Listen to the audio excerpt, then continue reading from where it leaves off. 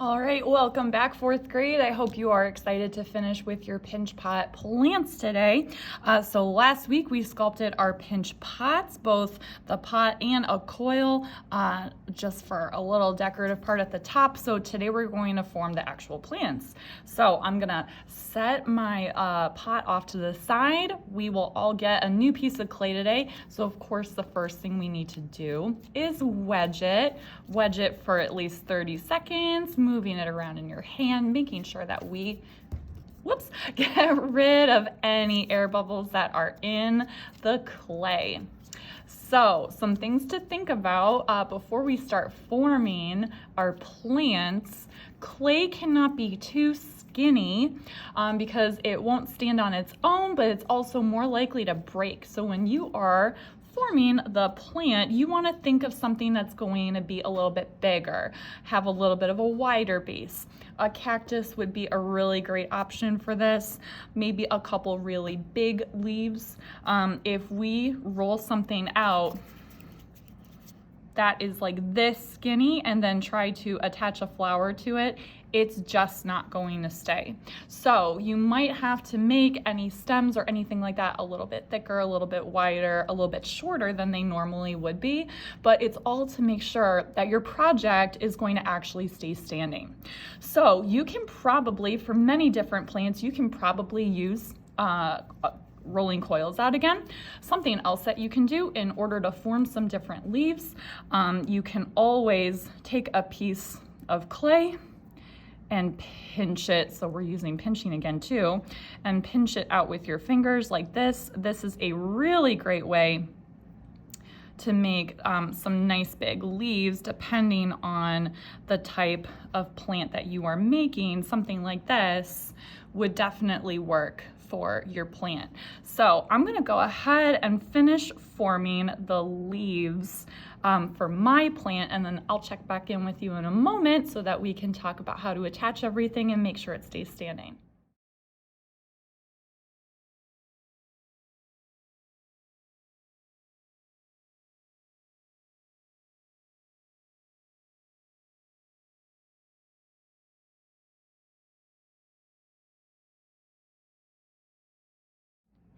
Okay, so I went ahead and made 5 leaves, and if you notice, they're pretty big. I'm gonna put them in my hands just so you can see exactly how big they actually are.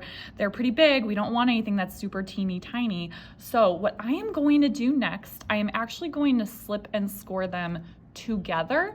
I'm gonna do 3 on the outside, and I have those 2 smaller ones I'm kind of gonna lay on the inside. So I'm gonna slip and score them together and then slip and score them into my pinch pot right here. So I think it's a good idea to be able to kind of put whatever you made all together first, and then we'll find a good way to add it in here. Some of you, depending on what you make, might want to roll up a little ball, and it does have to be little, to put it in the middle if you want it to be a little bit taller outside of the pot. But understand, it cannot be that big. A solid piece of clay that gets too big cannot go into the kiln. The kiln is not going to like that. So I'm going to go ahead and get these attached and placed into my pinch pot.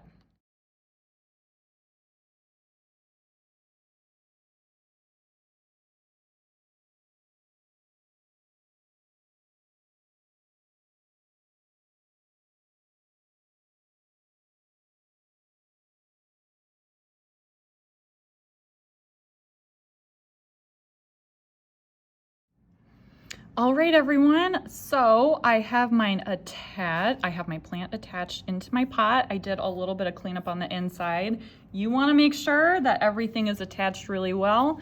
You carefully lift yours up, hang it upside down. If nothing's falling out or moving, you are probably in good shape. So after you have done this, do a little bit of cleanup. Make sure you don't have any crazy clay crumbs or any marks or anything, because after it goes into the kiln, we won't be able to smooth anything out. It'll just be ready for glazing. So make sure you are happy with how everything turned out. And then we're gonna let these dry out completely so that they can be fired. Good job, everybody.